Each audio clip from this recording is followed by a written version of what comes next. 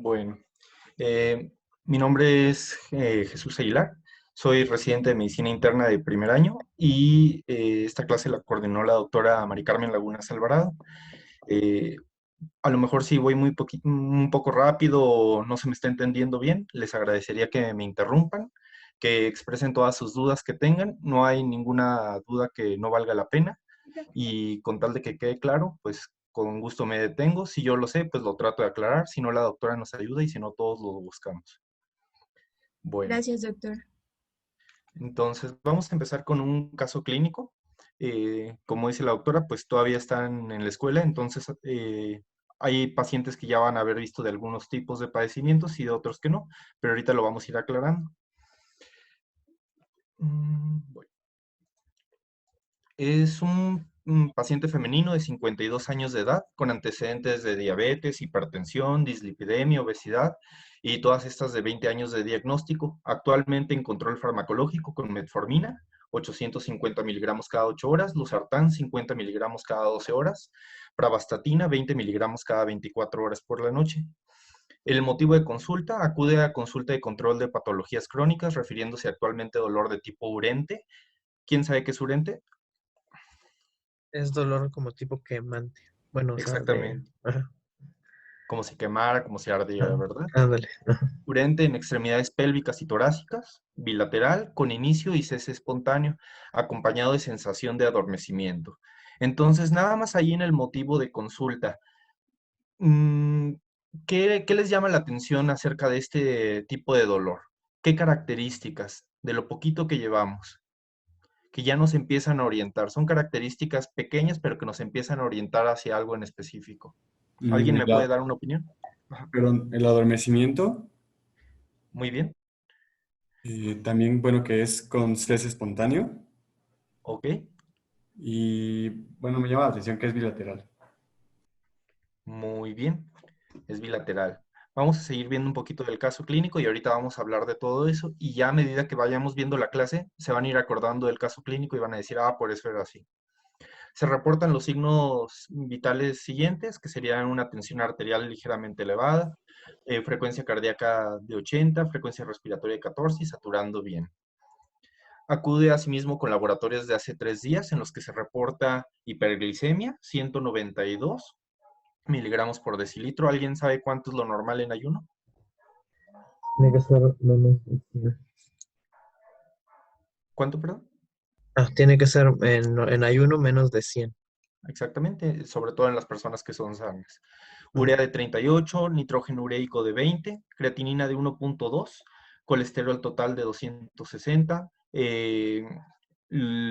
colesterol de alta densidad de 32, colesterol de baja densidad de 180, triglicéridos de 150, hemoglobina de 10, hematocrito de 31.6, volumen corpuscular medio de 102, concentración media de hemoglobina corpuscular de 34 y concentración media de hemoglobina de 32 y leucocitos de 8.8 y plaquetas de 220. Entonces aquí nos llama que tiene la atención que tiene hiperglicemia.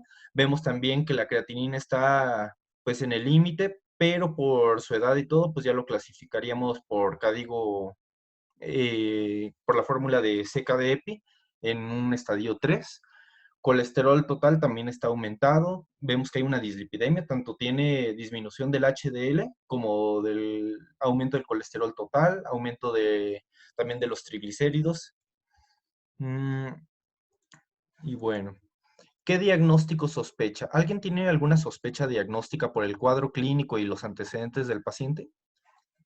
Pues sí podríamos estar pensando de forma inicial en neuropatía diabética por los antecedentes que tiene de diabetes, además de que está mal controlada y que tiene 20 años de evolución de su padecimiento. Y también por lo Sí, que mencionábamos del tipo de dolor, ¿no? Ajá, bueno, por las exactamente. características del dolor. Exactamente. Entonces, ahora en cuanto a eso, ¿qué factores de riesgo identificaron ustedes para que presente neuropatía diabética? Ya dijeron por su padecimiento que tiene diabetes de larga duración. ¿Qué otros factores de riesgo identifican? Pues que La está mal obesidad, controlado. pero Obesidad, que está mal controlado, muy bien. ¿Qué más? La dislipidemia. Bueno, es que igual entra como mal control, ¿no? Va todo en Dislipidemia, conjunto. muy bien. ¿Algún otro? Su edad. Su edad, ¿ok? ¿Algún otro? Bueno, ahorita los vamos a ver. ¿Hay algún diagnóstico diferencial que ustedes pensarían o dirían, valdría la pena por los antecedentes que tiene descartar esto? Mm, Insuficiencia. ¿Perdón?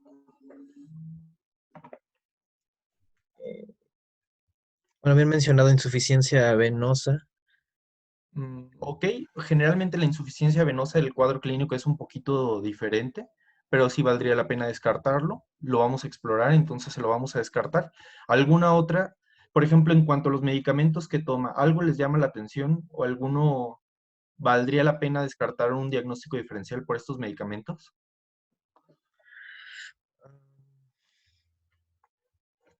Pues, No se preocupen si no. Ahorita vamos a ver y se van a acordar, está tomando metformina, losartán, pravastatina. Vamos a ver cuál de esos se relaciona con un diagnóstico diferencial que debemos de sospechar. Mm, bueno, ¿cuál sería, cuál sería su técnica de exploración física o cómo harían su exploración física? A ver, voy a escoger a alguien.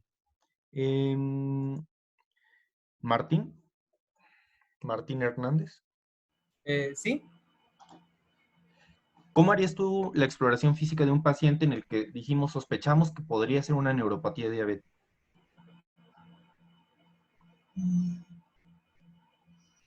la exploración de fondo de ojo, enfocándonos. Ok, valdría la pena también ver porque generalmente cuando ya tienen algún problema microangiopático, pues van a tener otros, ¿verdad? Pero en cuanto solo a la neuropatía diabética, ¿qué cosas le explorarías tú?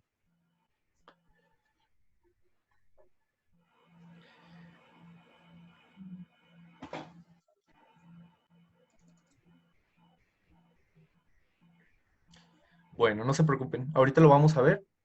De todos modos, si yo le pregunto a alguien y alguien más sabe, también puede opinar, ¿eh? ok. Está, sí, ok.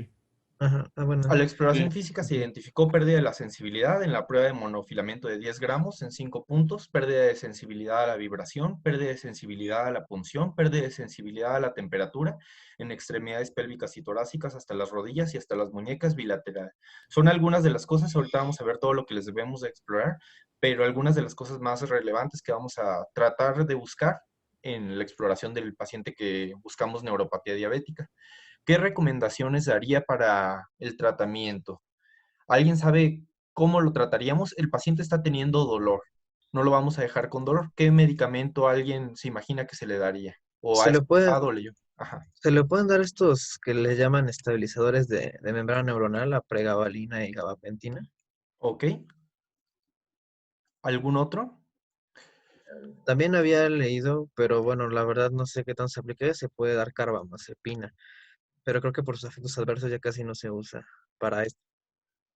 Muy bien, sí se puede dar. No es la primera línea como tú dices, pero sí se puede dar. ¿Y algún otro? Los que recuerdo. Bueno, muy bien, muchas gracias. Entonces vamos a empezar a ver la clase ahora sí y vamos a empezar con una definición. Para poder empezar a hablar del tema vamos a saber qué es.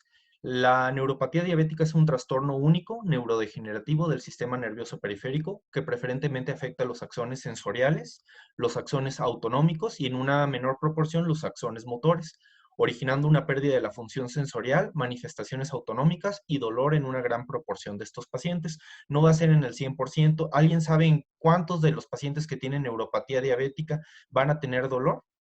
O sea, neuropatía diabética no es dolor, no es igual a dolor. Muchos tienen, pero no el 100%. ¿Alguien sabe qué proporción de los pacientes va a tener dolor? No, la verdad no. No. no, la verdad no. No. El 50%. Mm. Y bueno, vamos a empezar también con un poquito de epidemiología. La Federación Internacional de Diabetes estima que 425 millones de personas en el mundo tienen diabetes y el 25% del presupuesto en Estados Unidos se ocupa en tratar la diabetes o sus complicaciones, entre las que está neuropatía diabética. La complicación más prevalente en la diabetes es la neuropatía diabética y ocurre en hasta la mitad de los diabéticos. Y la forma más común de neuropatía diabética, ahorita vamos a hablar un poquito más acerca del cuadro clínico y todas las formas de presentación, pero la forma más común de neuropatía es la polineuropatía simétrica distal. La incidencia de la neuropatía va a ser un poquito diferente entre los de diabetes tipo 2 y los de diabetes tipo 1. Va a ser más incidente, o sea, se va a presentar con más frecuencia en los pacientes de diabetes tipo 2, 6.100 de cada 100.000 pacientes, a diferencia de la diabetes tipo 1, 2.800 de cada 100.000 pacientes. Y su prevalencia, es decir, cuántos se quedan con la neuropatía, se van a equiparar ahí. Diferentes estudios de 8 a 51% de prevalencia en la diabetes tipo 2 y en la tipo 1 de 11 a 50. Bueno, se estima que para el año 2050 un tercio de la población mundial será diabética y de los cuales la mitad van a tener neuropatía. O sea, de los 9.700 millones de personas que se estima que va a haber en el mundo para esa fecha, 9.700 millones de personas, la mitad van a tener, bueno, un tercio va a tener diabetes y la mitad de estos van a tener neuropatía. ¿Cuáles son los factores de riesgo? Ya ahorita en el caso clínico no identifiqué bien quiénes me lo dijeron, pero me los fueron diciendo ustedes. La duración de la diabetes. Este es uno de los más importantes. Por eso poníamos un paciente en el cuadro clínico con un cuadro clínico de 20 años de evolución. Una hemoglobina glicada también. Entre más alta esté, nos habla de un mayor descontrol. Hablaban ustedes del control de la diabetes y pues se relaciona. Esta es una de las formas que nosotros usamos para ver el control de la diabetes. Dislipidemias, como podrían ser la hipertrigliceridemia y disminución de las lipoproteínas de alta densidad. Hipertensión, obesidad abdominal, tabaquismo, alcoholismo, talla incrementada. ¿Alguien sabe por qué la talla incrementada? O sea, ¿por qué el estar alto es un factor de riesgo para neuropatía diabética? No. Se dice que, ahorita vamos a ver, pero se dice que la neuropatía diabética es una neuropatía dependiente de longitud.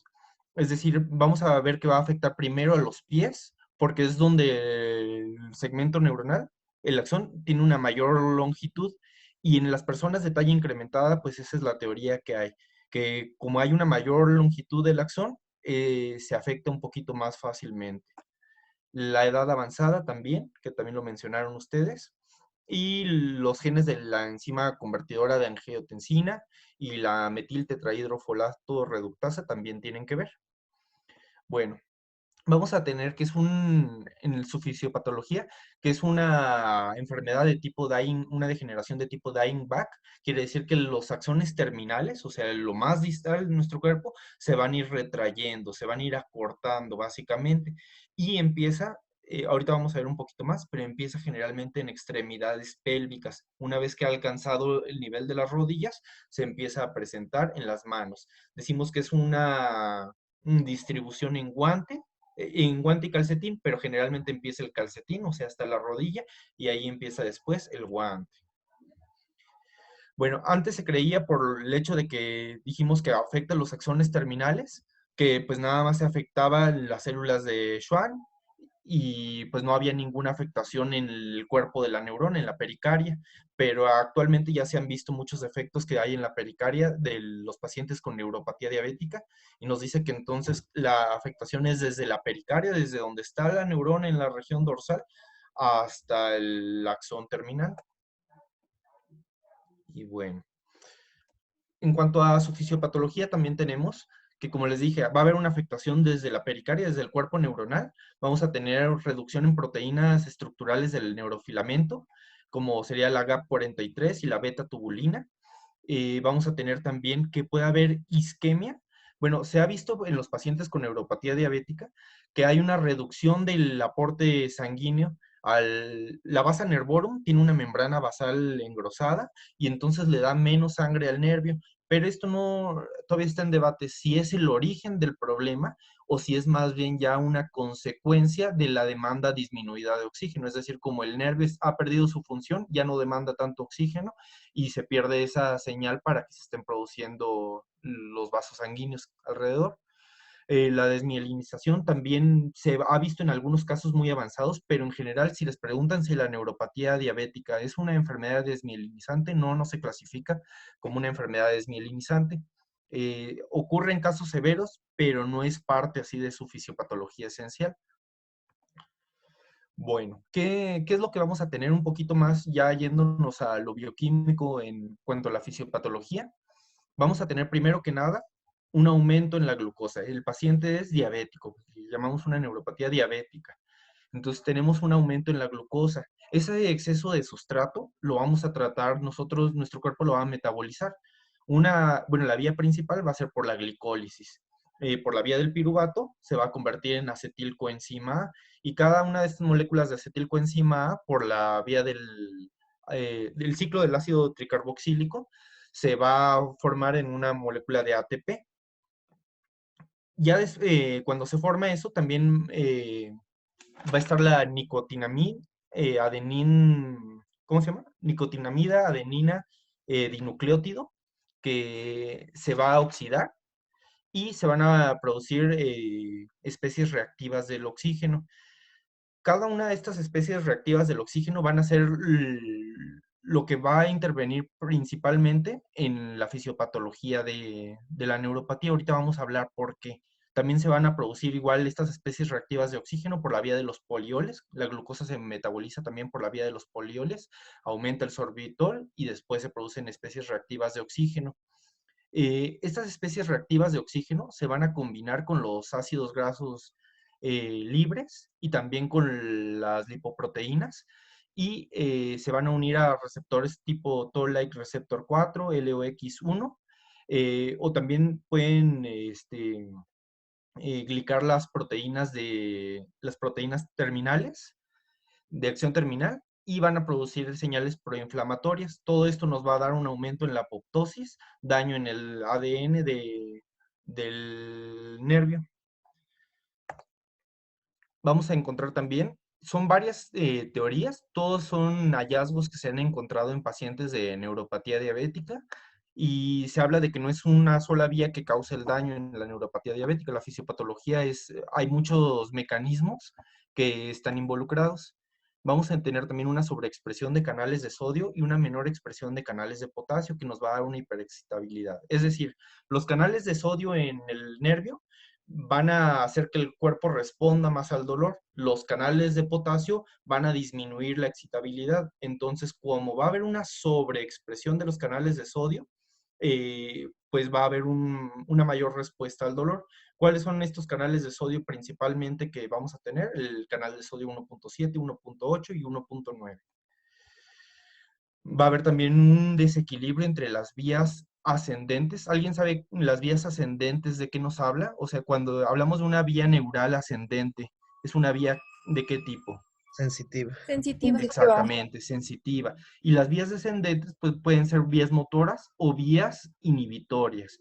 Entonces, como va a haber un desequilibrio aquí, también vamos a tener una disminución entre la retroalimentación entre tálamo y corteza, que nos va a dar una mayor respuesta al dolor. Es decir, un mismo estímulo que para cualquier persona sería normal, para la persona con neuropatía diabética le puede causar dolor por este desequilibrio entre las vías ascendentes, lo que estamos sintiendo, y la vía inhibitoria. Bueno, ¿cómo se va a presentar la neuropatía diabética?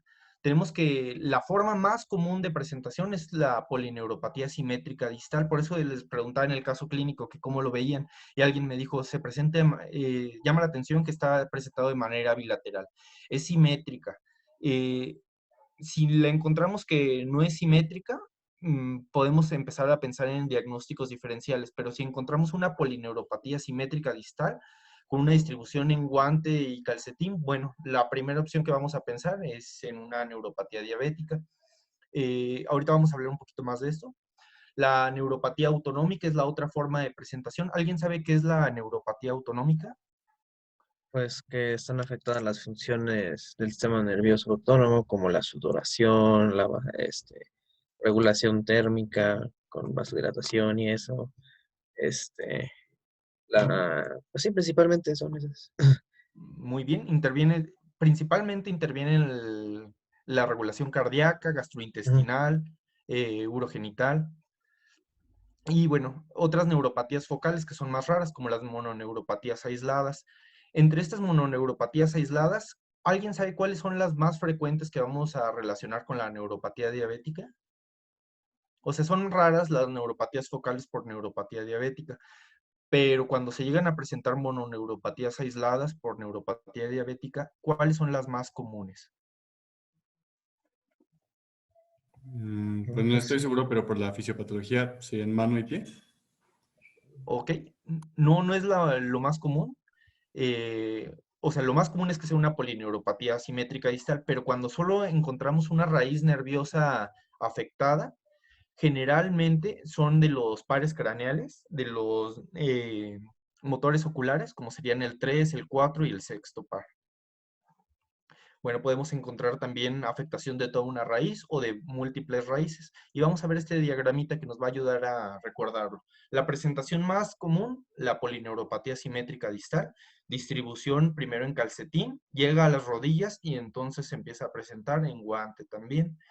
Otra forma serían las mononeuropatías, que ya serían radiculopatías. Este es, por ejemplo, un intercostal. ¿Alguien sabe cómo se le llama cuando hay una afectación del nervio femoral y de raíces lumbosacras? Tiene un nombre en particular y lo han llegado a preguntar en el NARM, por eso les pregunto. No, doctor.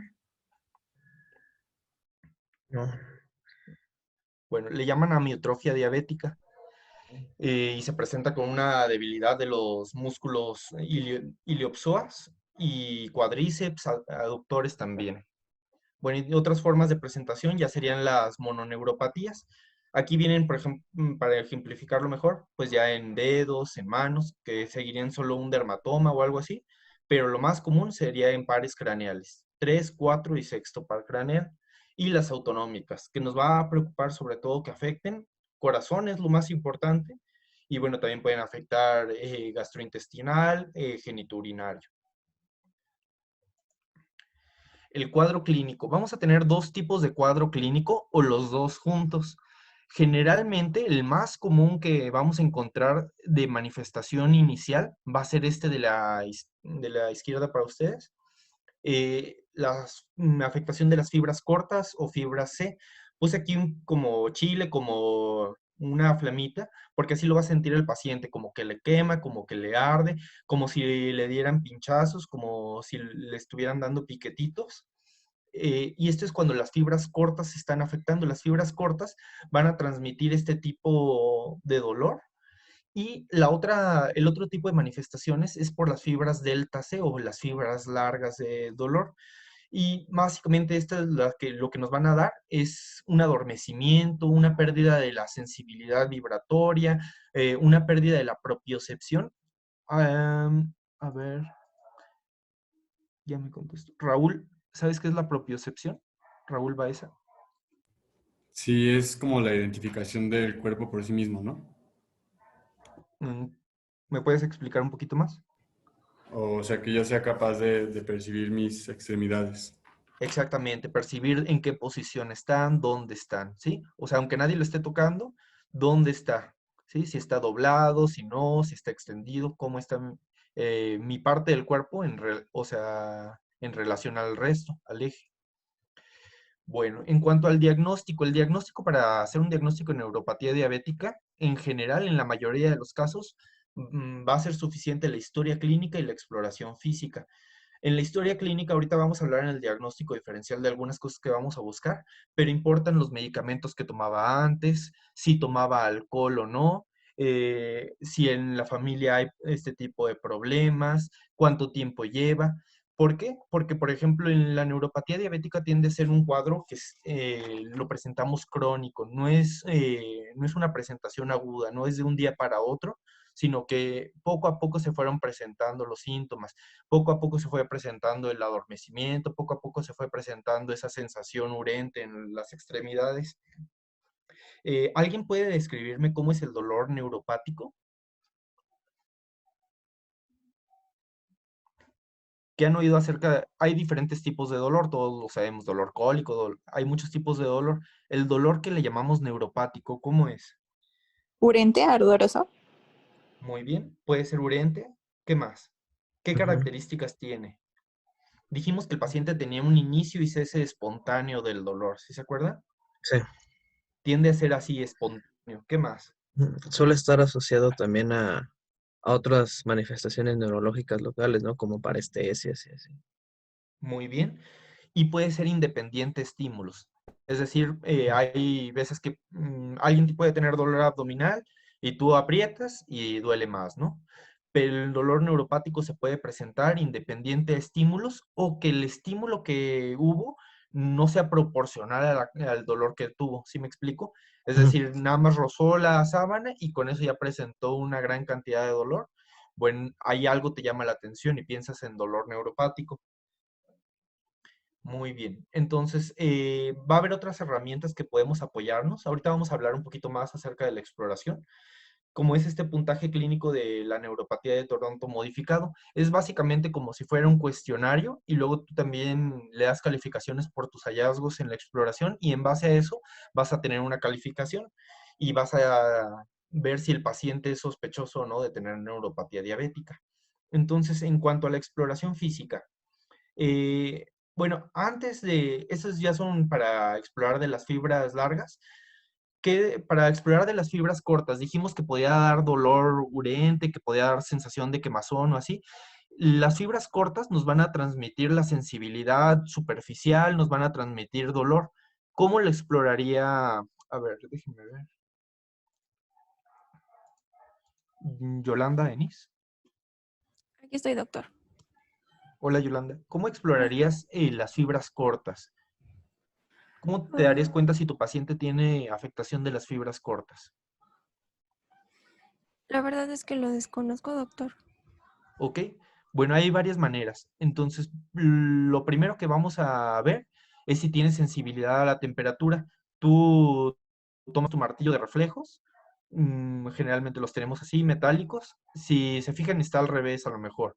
Entonces, lo que vamos a hacer es que con la parte metálica la vamos a acercar al pie. Todo esto, todas las cosas que tú le vayas a explorar al paciente, primero lo vas a hacer en su mano para que el paciente vea cuál es la sensación esperada y luego lo vas a hacer en su pie y vas a comparar cuál es su sensibilidad.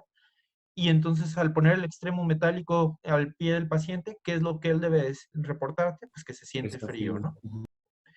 Y luego muchos de sus martillos de reflejo, si lo podemos hacer con otro objeto, bueno, no sé si algunos ya identifiquen, pero traen aquí parece como si fuera una agujita que se desatornilla y tiene un extremo puntiagudo, no es cortante, pero es puntiagudo, y eso es para ver si tiene dolor. ¿Qué otro, qué otra técnica utilizaríamos? El tacto superficial, ¿sí? Podríamos hacer tacto superficial. Va a haber otras pruebas de las que voy a hablar un poquito más, como el monofilamento, que ya nos servirían un poquito, serían más finas. Pero así, por ejemplo, si tú no tuvieras todo, con un simple martillo de reflejos, pues tenemos bastantes cosas que podemos explorar, o aún sin el martillo de reflejos. Nada más acercándole algo metálico, poniendo algo que tenga un extremo puntiagudo, no cortante, pero puntiagudo. Eh, ¿Alguna otra técnica usarían ustedes o alguien conoce algo más? Pues Pues, nosotros usamos como un palillo o algo así en el consultorio para explorar eso. Excelente. Muy bien. Y ahora sí, para explorar la sensibilidad profunda. ¿Aquí qué está usando? ¿Cómo se llama este instrumento? diapasón. Diapasón. Un diapasón, ¿verdad? Que nos dicen las guías que debe ser mínimo de 128 Hz para que lo detecte. Y entonces primero se lo vamos a poner en su manita. En todo esto es el paciente con ojitos cerrados. Vamos a ponerlo en su manita y le vamos a pedir que él nos identifique cuál es la sensación que percibe. Ya después de esto lo vamos a hacer en el primer ortejo y a nivel del tobillo, ¿sí? Vamos a ver hasta dónde llega. Hay veces que, bueno, lo vamos a clasificar según la escala de Toronto y ahorita vamos a ver. Solo llega a los deditos del pie, hay veces que ya llega al tobillo o más arriba. Aquí, ¿qué está haciendo el explorador? Este es un piecito de un niño, pero aún así nos sirve para ver. ¿Qué está haciendo el explorador? Apretando su dedito. ¿Ok? parece que aprieta el dedo, pero está explorando otra cosa, está buscando otra cosa. ¿Alguien tiene alguna otra idea? Ya ahorita lo mencionamos. Podría ser la ¿Algún sensibilidad. pulso? Ay, perdón, perdón. ¿El pulso? Ok, buscaría, es importante identificar pulsos y todo, pero no es lo que está buscando este explorador. Acuérdense que los sortejos, las arterias pasan a los lados. ¿Qué está buscando aquí el explorador? ¿No está buscando la capacidad para diferenciar dos puntos en una área? Lo que está buscando este explorador es la propiocepción. Dobla el dedo y es lo que nosotros vamos a hacer. Vamos a doblar el dedo del paciente, el paciente con los ojos cerrados, sin ver, y le vamos a pedir que nos identifique cómo está su dedo, si estamos doblando algunos, si están todos extendidos, ¿sí? Entonces está doblando el dedito del paciente, si se fijan en relación a los demás, y le pregunta al paciente cómo está su dedo en relación a los demás. Puede que diga, pues está igual, está extendido. Por muy difícil que parezca, pues el paciente a veces no lo puede identificar esto. Bueno, otras pruebas ya más finas serían como la prueba del monofilamento.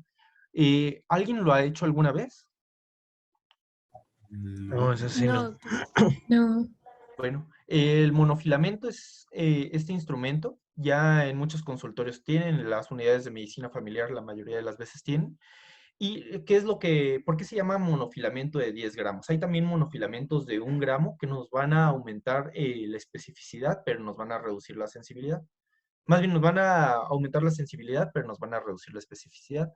El monofilamento de 10 gramos, qué es lo que implica que sea de 10 gramos? Nosotros vamos a colocarlo en posición perpendicular a la zona que vamos a presionar, y al hacer una presión de 10 gramos se va a doblar, ¿sí? Y el paciente debería ser capaz de sentirlo. Una persona normal debería ser capaz de sentirlo, pero una persona con neuropatía diabética puede no sentirlo. Entonces, ¿cuál es la técnica adecuada para hacer esto? Se las voy a decir, a lo mejor o alguno de ustedes ya sabe que la quiera decir. Bueno, entonces lo primero que vamos a hacer es pedirle al paciente que se recueste, va a cerrar sus ojitos, vamos a hacerlo primero en su mano para que él identifique cuál es la sensación que debe de sentir, y ya después vamos a hacerlo en sus pies, vamos a descubrir los pies y vamos a aplicarlo perpendicular a la piel. Es decir, aquí ustedes lo ven doblado, pero normalmente está extendido ese monofilamento. Entonces, ustedes lo van a aplicar perpendicular a la piel y van a empezar a hacer presión hasta que se doble. Cuando se dobla es porque ya hay una presión de 10 gramos y el paciente debería de sentirlo. ¿Cuáles son algunas de las cosas que debemos de tener cuidado? En no aplicarlo sobre úlceras, sobre zonas callosas, sobre lesiones ya previas, porque ahí obviamente la sensibilidad va a estar reducida. Y son 10 puntos que debemos de evaluar, ¿sí? En esta imagen, este diagramita, pues lo pueden buscar ustedes incluso en internet, pero es muy valioso porque nos dice los 10 puntos donde se debe hacer. No es en cualquier 10 puntos que yo me imagine, son estos 10 puntos los que están estandarizados para la prueba de monofilamento. Primero, tercero, quinto ortejo, y igual en los metatarsianos, en sus cabezas de los metatarsianos, ya después en las bases de los metatarsianos y en talar. Y igual en el dorso del pie lo vamos a hacer.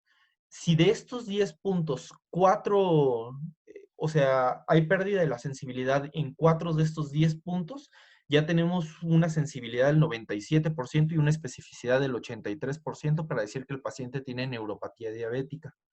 ¿Sí saben qué es sensibilidad y especificidad en los estudios? Sí. Sí. Sí, bueno. Muy bien. Una preguntita, doctor. Dime.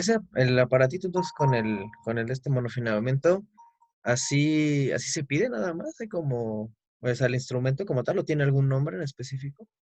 Sí, así se llama, monofilamento. Ok, Y hay de varios gramajes, pero el que nosotros vamos a usar es de 10 gramos. ok. ¿Sí? Gracias. Bueno. Otras pruebas que debemos de buscar son los reflejos. También pacientes que tienen neuropatía diabética tienen una pérdida temprana de los reflejos, como sería el reflejo aquileo.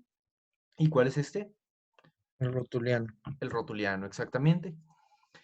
Y dijimos de una escala que podemos usar, que es la herramienta, la escala de Toronto, y nos va a hablar de síntomas, pruebas de sensitivas, que son las que ya nosotros dijimos que íbamos a hacer, el picar con un objeto puntiagudo, la temperatura, el toque ligero, la vibración y la propiocepción. El doblar uno de los dedos del paciente para ver cómo siente que está ese dedo, si está extendido, si está doblado. Y los reflejos, pero esta escala ya se modificó y aumentó mucho su sensibilidad y su especificidad. ¿Por qué? Porque se le quitaron los reflejos y se graduaron los síntomas, así como en la exploración se hizo si es hasta los dedos, si es hasta los tobillos o si es más allá de los tobillos. ¿Por qué fue que se quitaron los reflejos? Porque se vio que esto era mucho del explorador dependiente, es decir, a un mismo paciente había un explorador que decía, no, no tiene reflejos, y había otro explorador que sí se los encontraba, entonces variaba mucho y dependía mucho de la experiencia del explorador. A lo mejor yo no voy a tener la misma experiencia que un médico que ya lleva muchos años practicándolo, ¿verdad? Bueno, en cuanto al diagnóstico, dijimos que era un diagnóstico clínico, lo hacemos por la historia clínica, por la exploración, pero hay pruebas que son el estándar de oro, es decir, son pruebas que nos van a permitir comprobar o confirmar. ¿Y cuándo las vamos a hacer? ¿Quién sabe si dijimos que puede ser solo clínico y con exploración física, por qué haríamos estas pruebas o en qué contexto se harían? Eh, Angie. Cuando estamos sospechando algún otro, bueno, algo diferente. Ok, que no esté claro el diagnóstico, ¿verdad? Que no esté claro, que tengamos un diagnóstico diferencial que queramos descartar, que a lo mejor sea una presentación atípica, ¿verdad? Entonces, estas dos, ¿sí ven el puntero que yo tengo? Sí. Sí. Ok. Estas dos son cuestionarios que ya han sido reemplazados por ese de la escala de Toronto, porque se vio un mejor rendimiento diagnóstico. Entonces, vamos a enfocarnos a estas tres, a la primera, a la cuarta y a la quinta. Los estudios de conducción nerviosa es lo que significan estas siglas, Nerve Conduction Studies, y básicamente estos nos van a analizar solo las fibras largas. ¿Se acuerdan que dijimos de las fibras largas qué síntomas nos iban a dar la neuropatía de fibras largas? Nada más para recapitular. Dolor, urente y alteraciones en la percepción de vibraciones. Generalmente el dolor urente es más bien de las fibras cortas. De las Ah, fibras Perdón, largas dijo es largas, ¿verdad? Perdón, de las largas. ¿no? De la presión. Ah, exactamente la presión, la propiocepción, la vibración, ¿sí? Muy bien. Entonces, los estudios de conducción nerviosa nada más nos van a analizar las fibras largas y debe ser hecho por un profesional entrenado. Son muy sensibles, muy específicos, son reproducibles, es decir, el hallazgo que yo encontré, si otra persona igual entrenada para hacer estos estudios lo busca, lo va a encontrar el mismo resultado y son fácilmente estandarizables, por lo tanto. Así como dijimos que este es el gold standard para ver la neuropatía de fibras largas, hay un gold standard para ver la neuropatía de fibras cortas. Sería la biopsia de piel o la densidad intraepidérmica de fibras nerviosas. Este es el gold standard, pero ahora para fibras cortas. Por eso los dos dicen gold standard. Este es para fibras cortas. ¿Quién se acuerda cuáles son los síntomas relacionados con la neuropatía diabética de fibras cortas? ahora sí eran esas. Sí, ahora sí. Dolor urente. Urente. Ajá. Bueno, ahí como que lo dijeron, dolor urente, sensación de quemazón, que pierden la sensación del tacto superficial. Muy bien, y entonces ahí ¿qué es lo que haríamos? Tomaríamos una biopsia de piel y veríamos, ahorita vamos a ver veríamos que hay un acortamiento de las fibras nerviosas y también de su grosor. Y actualmente, como este es un estudio invasivo, se ha estado enfocando un poquito más en la microscopía confocal corneal. O sea, es un estudio que pretende básicamente destronar a la biopsia de piel como el estudio de elección para ver la neuropatía de fibras cortas. ¿Qué es lo que vamos a hacer? Vamos a evaluar la capa de Bowman y ahí vamos a ver la densidad de las fibras nerviosas. Y pues la ventaja que tiene es que, como dijimos, no es invasivo, es rápido, es reproducible, puede detectar neuropatía de fibras cortas y seguir su progresión. Muy bien. Entonces, aquí tenemos dos imágenes. Yo no soy un experto en esto, pero básicamente lo que se puede ver, o lo que nos enfoca las imágenes, es que aquí las fibras nerviosas están de un tamaño muy disminuido comparadas con una biopsia de piel normal, ¿sí? En la que vemos cómo atraviesan las fibras nerviosas todo el espesor de los estratos de la piel. También vamos a tener los estudios de conducción nerviosa, en la que puede haber una disminución en la amplitud de las ondas y también puede haber una velocidad de conducción disminuida, que lo normal sería más de 30 y aquí está de 2. Bueno, tenemos también el cuadro clínico de la neuropatía diabética autonómica. Como dijeron, el sistema nervioso autónomo pues va a regular no solo la sudoración, no solo la tensión arterial, va a regular también funciones de órganos vitales como es corazón, sistema gastrointestinal, urogenital. Y entonces, ¿qué manifestaciones vamos a poder tener? Bueno, antes de hablar de las manifestaciones, ¿por qué es importante? Porque la forma más prevalente de neuropatía diabética autonómica y la más peligrosa es la cardíaca. Es un factor de riesgo, el factor de riesgo más importante para mortalidad por cualquier causa en diabetes tipo 1 y un factor de riesgo independiente para mortalidad en diabetes tipo 2. Es decir, la neuropatía diabética autonómica no es como que no le haga daño a nadie, puede relacionarse con muerte en muchos de estos pacientes. Hay pacientes que van a tener hipoglicemias y pueden ni siquiera sentirlas porque tienen neuropatía diabética autonómica. Bueno, ahora sí, ¿cuáles son las manifestaciones? Nos puede dar taquicardia en reposo, nos puede dar también hipotensión ortostática. ¿Alguien sabe qué es la hipotensión ortostática? Sí, que Es por postura se disminuye la presión. Exactamente, ¿en qué postura se disminuye la presión? a levantarnos. Muy bien. Al estar en supino es una presión y cuando la persona se pone en bipedestación va a disminuir la tensión arterial. ¿Y alguien sabe cuánto es esto que debe de disminuir para hacer el diagnóstico de hipotensión ortostática? No, eso sí, no. En una persona que no sea hipertensa, una persona sana, si disminuye de 20 en la sistólica y 10 en la diastólica, ya estamos hablando de hipotensión ortostática. Pero en una persona que es hipertensa y que tiende a tener cifras de tensión arterial mayores de 150/90, necesitamos que reduzca 30 en la sistólica y 15 en la diastólica. Bueno, puede dar intolerancia al ejercicio, puede dar síncope, lipotimias, puede dar infarto agudo al miocardio sin dolor, puede dar arritmias. En la neuropatía sudomotora, alguien dijo que la neuropatía autonómica pues, se relacionaba mucho con trastornos sudomotores. Así es, puede dar anhidrosis, es decir, que la persona deje de sudar, o el sudor gustativo. ¿Alguien sabe qué es el sudor gustativo? No, Mm. sí.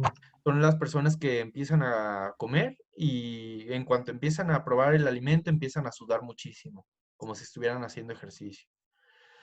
Puede dar neuropatía urogenital autonómica y que puede dar disfunción vesical con urgencia urinaria nocturna o igual diurna, pero con urgencia, aumento en la frecuencia nocturna, tenesmo, chorro débil, incontinencia urinaria, disfunción sexual en los hombres, disfunción eréctil, disminución de la libido y eyaculación retrógrada. ¿Alguien sabe qué es la eyaculación retrógrada?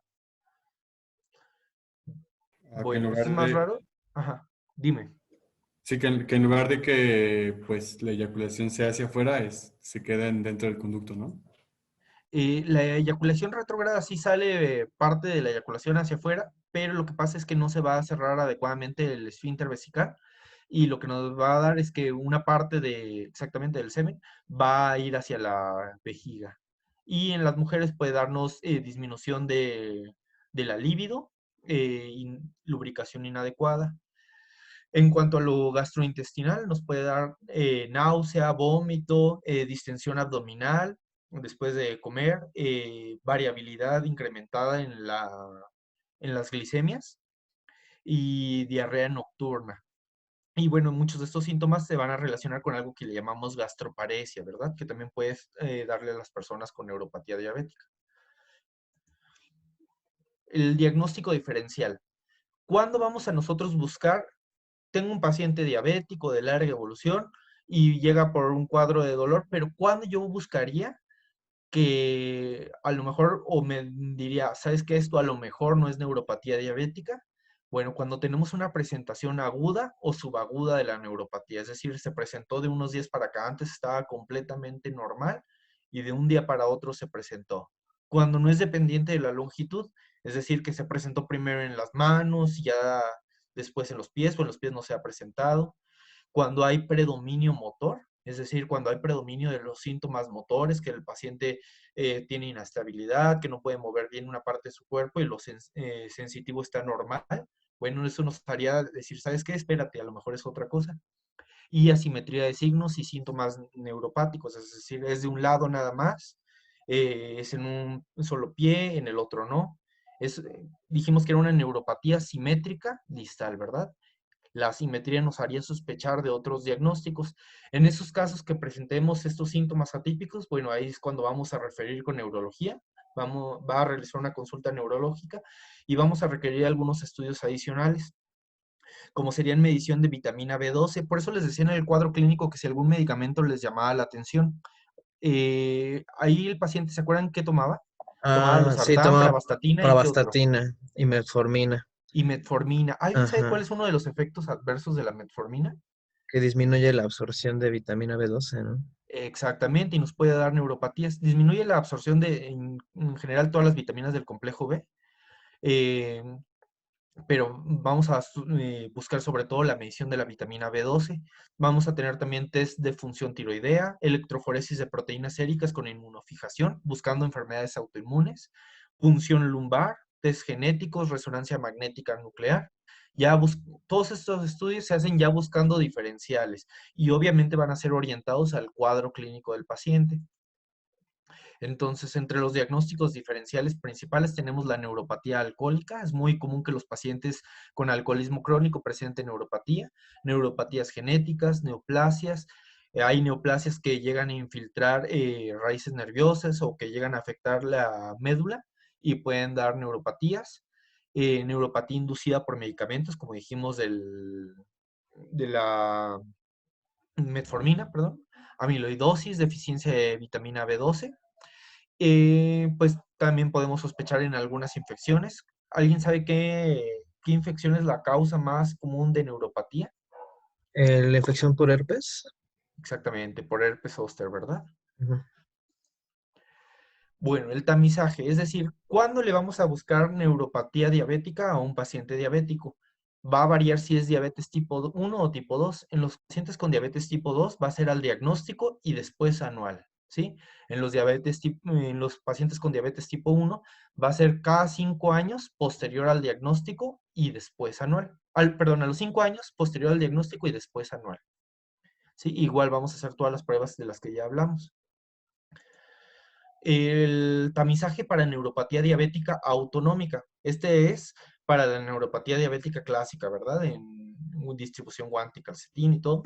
Pero para la neuropatía diabética autonómica, ¿cuándo es cuando debemos de hacer el tamizaje? Bueno, para los de diabetes tipo 2 debe ser al diagnóstico y para los de diabetes tipo 1 cada 5 años a partir del diagnóstico. Y aquí sí es muy importante, por eso dice aquí, está la neuropatía autonómica cardíaca, es lo que vamos a buscar, ¿sí? Es la que nos preocupa más. ¿Y con qué vamos a buscarla? Con estas pruebas que se llaman CARTS. Son pruebas de los reflejos autonómicos cardíacos. Y básicamente lo que vamos a ver es la frecuencia cardíaca en reposo, a la inspiración profunda y en Valsalva. ¿Quién sabe qué es el Valsalva? ¿Todos? Ujú. Sí. Sí, pues es una maniobra en la que aumentas ¿cómo se llama? Es como, haces un pujo y aumentas La nombre. presión La presión. Ajá, bueno, sí, la presión intratorácica, ¿no? Exactamente. Ujú. Muy bien. En cuanto a la prevención y tratamiento, bueno, vamos a tener que la dieta y el ejercicio son muy importantes para prevenir la progresión de la neuropatía diabética, incluso su aparición. Se han visto en varios estudios que no es un efecto así tan, bueno, que se vea tan evidente, pero sí se ha visto una disminución en la neuropatía diabética en pacientes que realizan ejercicio al menos 150 minutos a la semana, en pacientes diabéticos. La cirugía bariátrica en Y de Rux también los pacientes que tienen cirugía bariátrica en Y de Rux, que son diabéticos, tienen una disminución en la progresión de la neuropatía diabética y esto se le ha relacionado con la pérdida de peso que tienen estos pacientes. Pero no, todavía está en controversia si con esta pérdida de peso, pero con manejo médico, no con manejo quirúrgico, se podría lograr lo mismo. Y calzado adecuado. ¿Para qué? Para prevenir las complicaciones, ¿verdad? No hay un calzado adecuado para todos los diabéticos, no es que todos los diabéticos deban de usar un tipo de calzado, debemos de adaptar el calzado a las necesidades del paciente. Hay pacientes que van a tener alux valgus, hay pacientes que ya cuando vayan a consulta ya los vamos a tener con deformidades, hay pacientes que ya van a tener artropatía de Charcot, entonces debe adaptarse a las necesidades del paciente, pero en general no debe tener costuras por dentro, porque el paciente puede no sentirlas y que esté ahí rozando, y ahí pueda llegar a haber una infección, una lesión. Generalmente son acolchonados con varias capas de la suela. Y bueno, hay tratamientos enfocados que están en estudio, como los inhibidores de la aldosa reductasa, la benfotiamina, inhibidores de la proteína sinasa C, ácido alfa lipoico y ácidos grasos poliinsaturados. ¿A qué se refiere esto? Que son enfocados.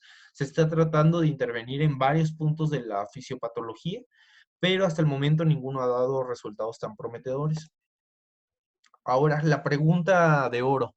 ¿El control glicémico mejora la neuropatía diabética? Es decir, si yo a un paciente que tiene neuropatía diabética le controlo bien su glucosa, Carla Viridiana, ¿le voy a mejorar la neuropatía?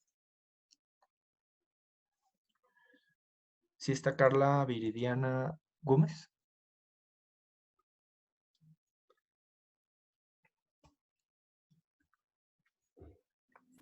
O bueno. Carla, no. Sí, sí, bueno, teóricamente sí está conectada, pero no. Ahí ya va. Ay, sí, aquí está.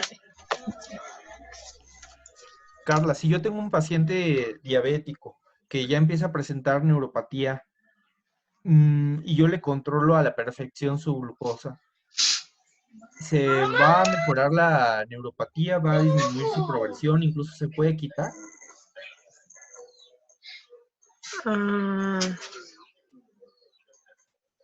Ay, no sé, doctor, no sé qué contestar. Bueno, ahí quizás la pregunta que tú me harías es si es diabetes tipo 1 o tipo 2, ¿verdad? Esta revisión de Cochrane, ustedes saben, Cochrane es un grupo que hace metaanálisis, encontró que en los pacientes con diabetes tipo 1 disminuyó la progresión de la neuropatía diabética, e incluso a algunos se les llegó a quitar completamente, bueno, una gran cantidad de estos pacientes con el control glicémico adecuado.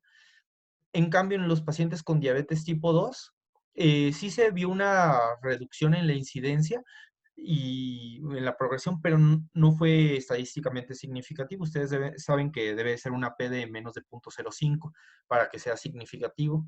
Entonces, por eso no vamos a controlar los de la glicemia, no, a todos los vamos a controlar, pero sobre todo los que vamos a tener un poco más de cuidado y vamos a esperar una reducción más importante de la sintomatología, va a ser en los de diabetes tipo 1. En los de diabetes tipo 2 es importante, pero en ellos no es lo único que influye. En ellos también vamos a tener que controlar la dislipidemia, vamos a tener que controlar el peso y muchas otras cosas. Y no se ha visto un resultado tan bueno como en los de diabetes tipo 1. ¿Me explico bien en esto? Sí. Sí, doctor. Bueno, ahora sí, el tratamiento farmacológico. Ya alguien me hizo favor de platicar un poquito de esto cuando veíamos del caso clínico. Vamos a verlo un poquito más a profundidad. Los ligandos de subunidad alfa-2 delta del canal de calcio, como dijimos, la gabapentina y la pregabalina, o que también se les llama agonistas GABA, estos van a ser la primera línea de acción junto con los inhibidores de la recaptura selectiva de serotonina y norepinefrina y los antidepresivos tricíclicos. Ya después podemos usar otros tratamientos como podría ser el tapentadol, que es un opioide. Generalmente el algoritmo nos recomienda que no usemos opioides, ya se dejan al final, ¿sí? Podemos usar la carbamazepina también como un tratamiento antineurítico y actualmente está un poquito más en investigación la capsaicina tópica. ¿Alguien le suena qué es la capsaicina? Y es una sustancia que trae los chiles. Exactamente.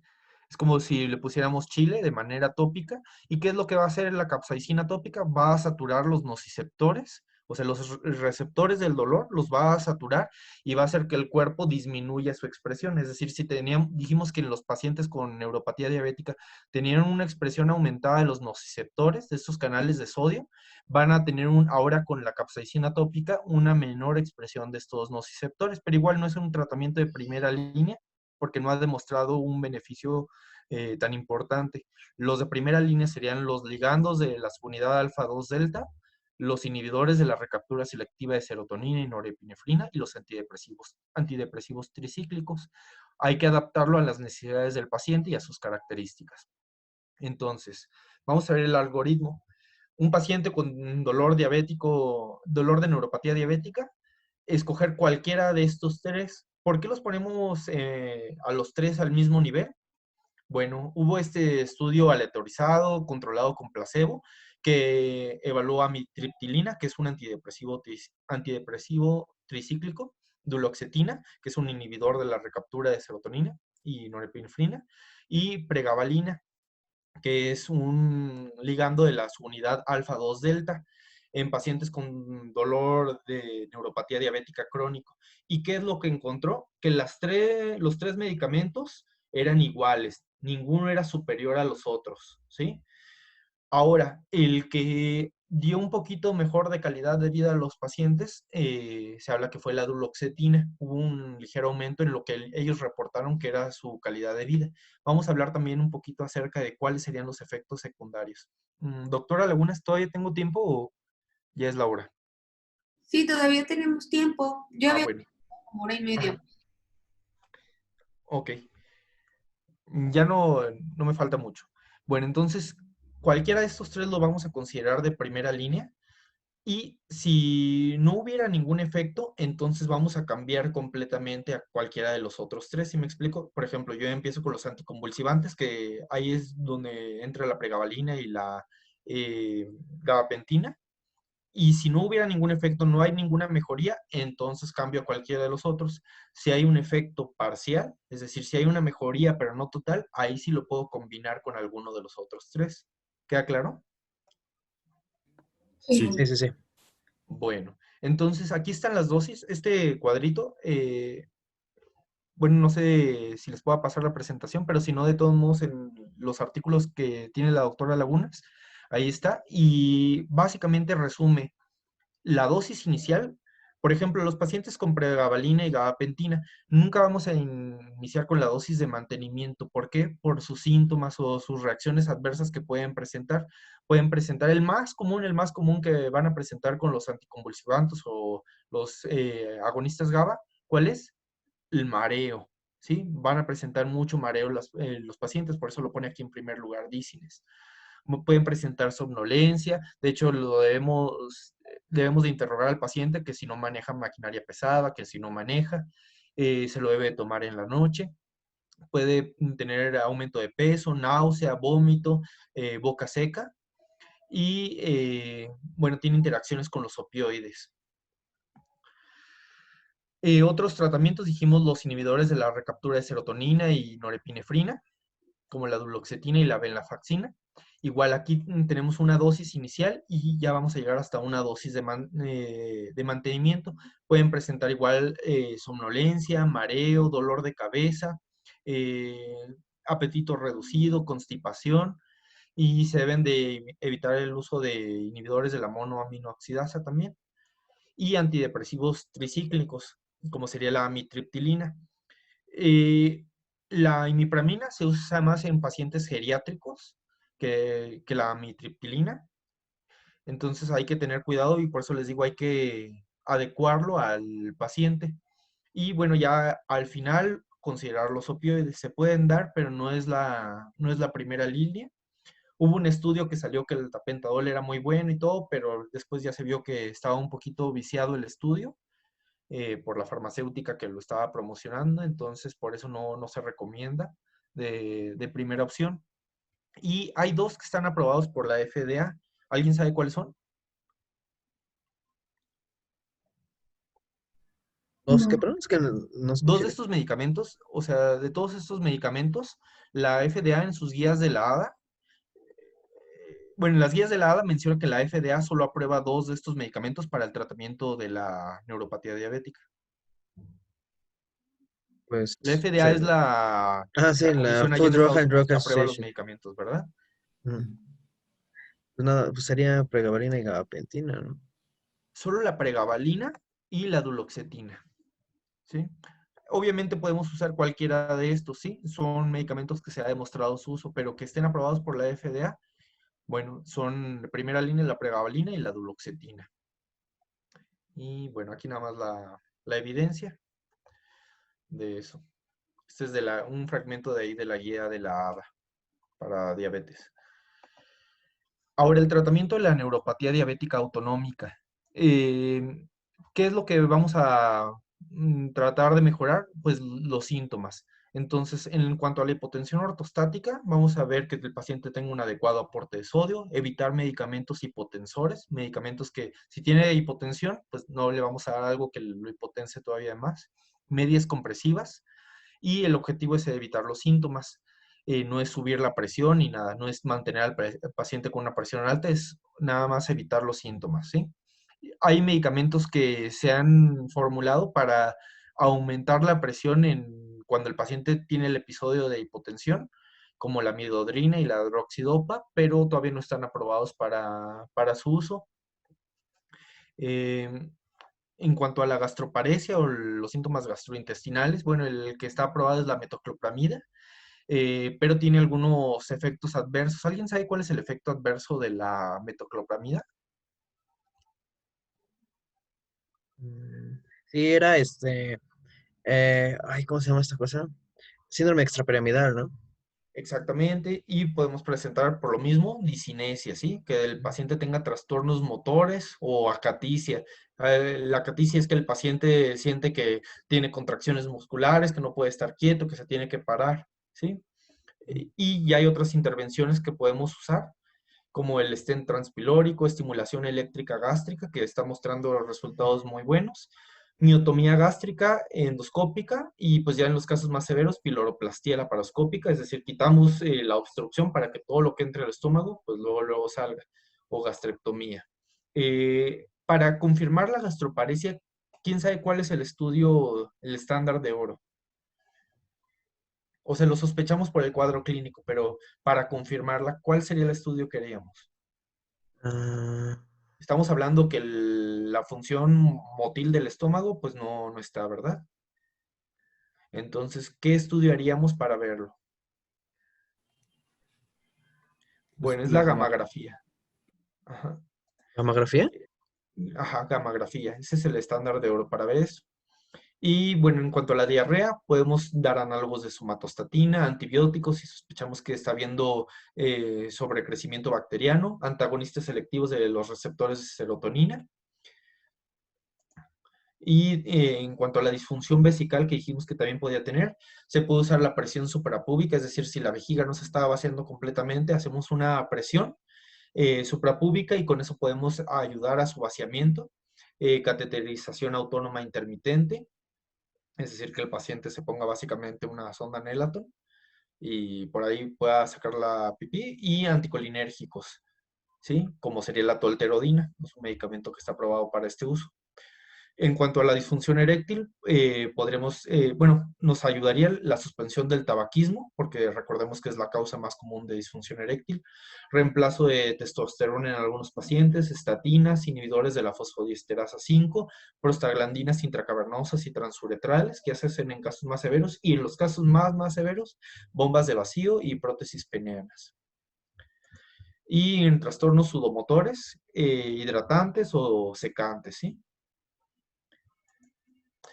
Bueno, el control glicémico ahora. Dijimos que el control glicémico mejoraba la neuropatía diabética, la forma de presentación común, pero ¿mejora la neuropatía diabética autonómica?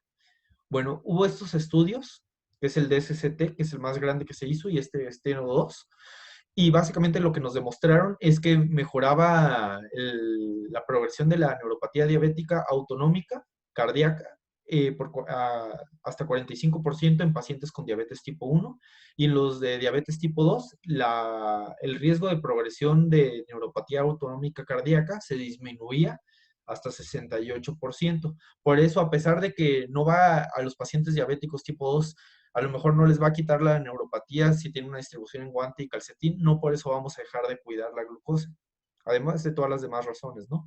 Pero también nos puede disminuir el riesgo de progresión de la neuropatía diabética autonómica, que dijimos que era la principal causa de muerte en los pacientes con diabetes tipo 1 y un factor de riesgo independiente de mortalidad para los de diabetes tipo 2.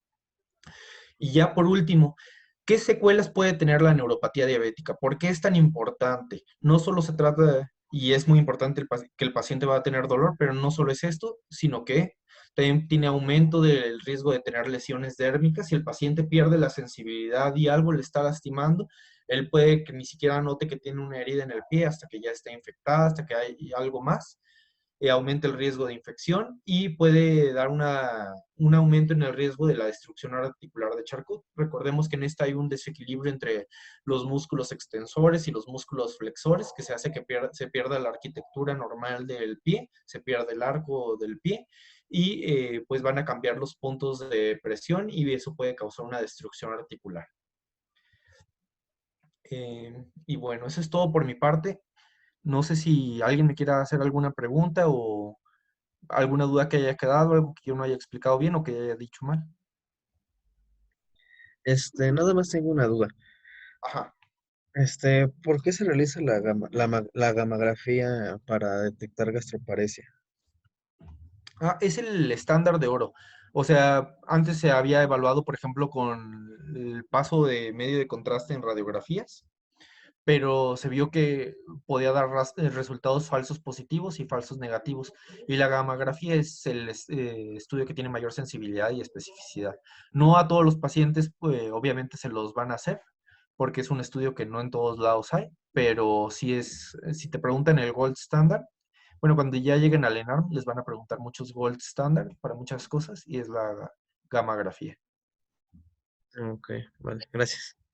No ustedes. Como diagnóstico clínico, porque mm, generalmente cuando ya son pacientes, como les dijo Jesús, con diabetes de muchos años de evolución, controlados crónicos, etcétera, y que empiezan a tener síntomas gastrointestinales, como bien se los dijo Jesús, muchas veces ya es clínicamente tú concluyes que si tiene neuropatía periférica, probablemente también ya tenga gastroparesia.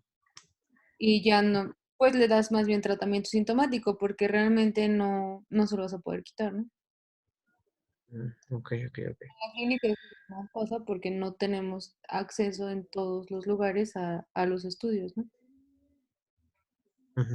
Pero sí considerar, porque hay diabéticos que se quejan mucho de reflujo y toda esta sintomatología digestiva alta. Y pues muchas veces es parte de todo esto y como que no lo pensamos, ¿no? Así pensamos de, seguro tiene esto y lo otro y lo otro y lo otro. Sí es de descarte, pero en el escenario de lo que les digo, ¿no? Un diabético descontrolado crónico con muchos años de evolución, que ya tiene o neuropatía en otros lugares, etcétera, pues sí pudieran pensar que ya también es neuropatía autonómica, ¿no? Ujú. Entonces, Ok, vale, gracias, doctor.